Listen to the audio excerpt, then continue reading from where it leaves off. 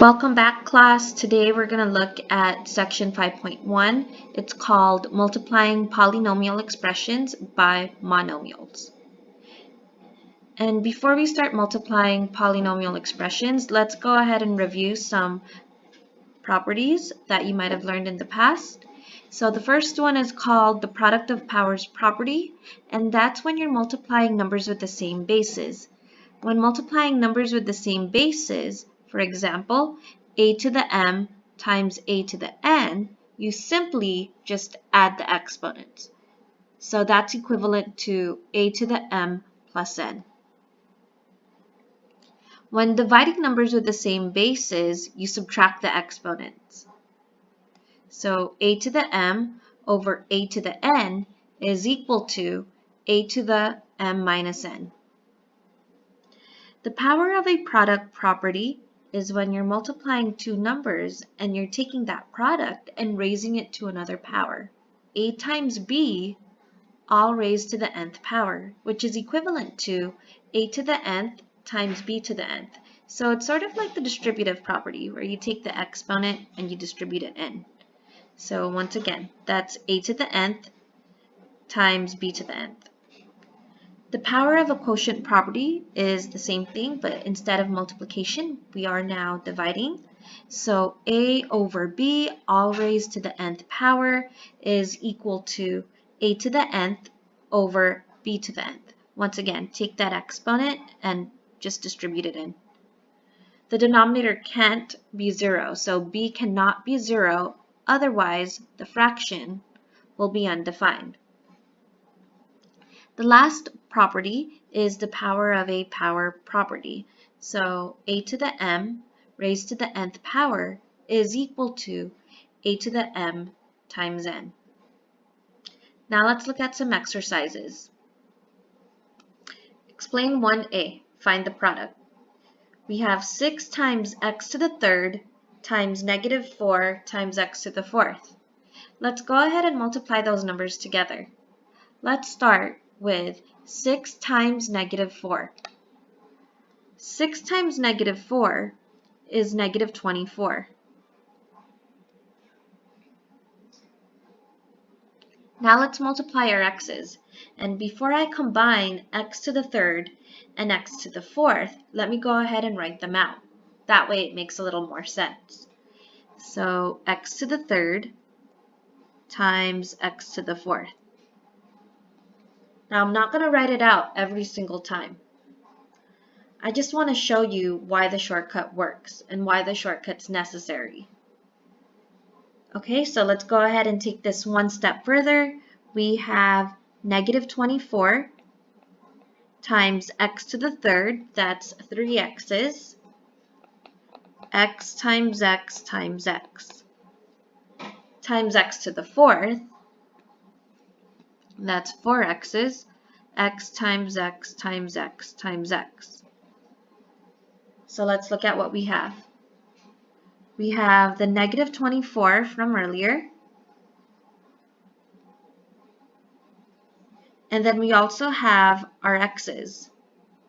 How many x's do you see? 1, 2, 3, 4, 5, 6, 7. There are 7 x's total. So in other words, x to the 7th power. Answer for this problem is negative 24 times x to the 7th power.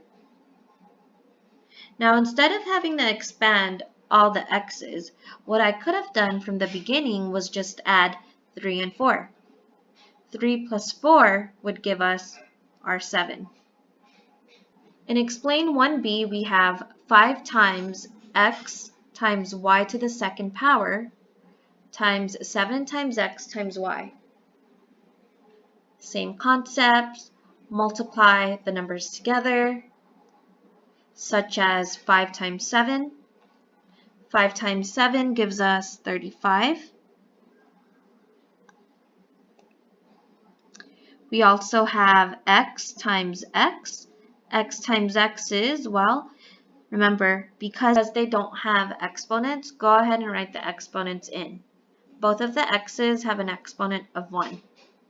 So x to the first times x to the first, well, if we add 1 plus 1, we end up with 2.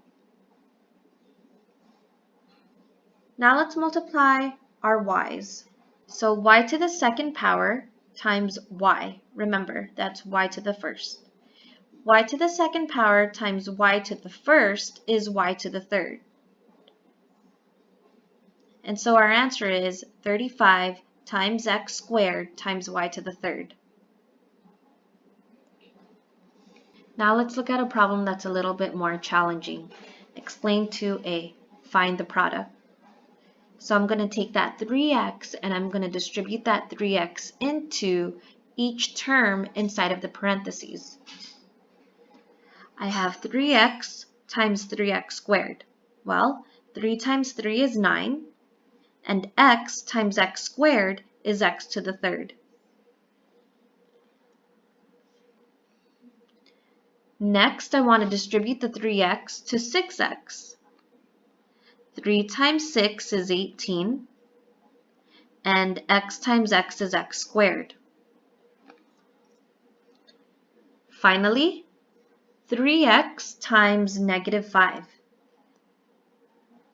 3x times negative 5 is just negative 15x. My answer is 9x to the third plus 18x squared minus 15x.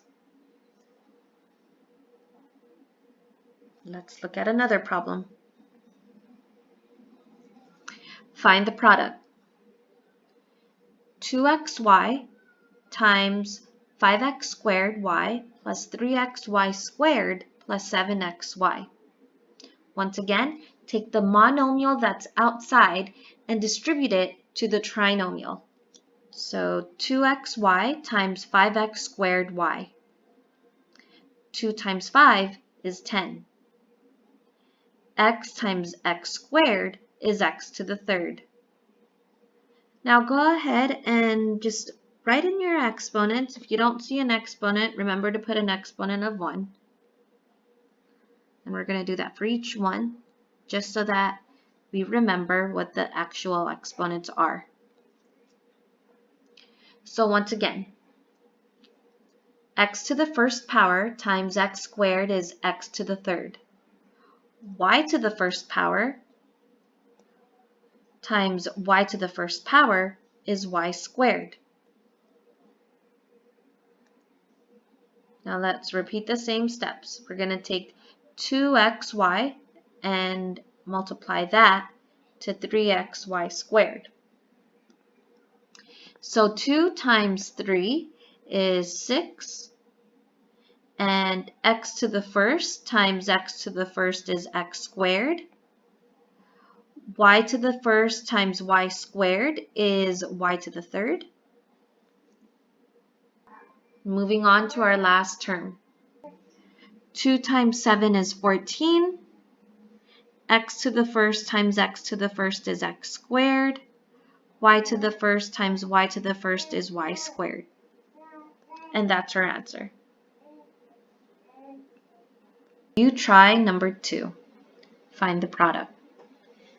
We have a monomial times a polynomial. 2a squared times 5b squared is 2 times 5 is 10. A squared and b squared, we don't have any other variables that are similar to a and b, so we're just going to leave a squared and b squared as is. Let's move on to the next set. 2a squared times 3ab. Well, 2 times 3 is 6. A squared times a is a to the third. And then we have that b that's not being multiplied to any other b variable. Moving on.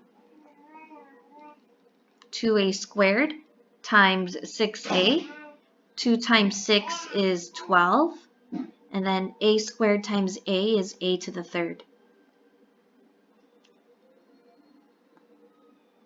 And finally, 2a squared times 1. Well, that's just 2a squared. So the answer to this problem is 10a squared times b squared plus 6a to the third times b plus 12a to the third plus 2a squared. That's all I have for today. If you like this video, don't forget to give it a thumbs up and subscribe.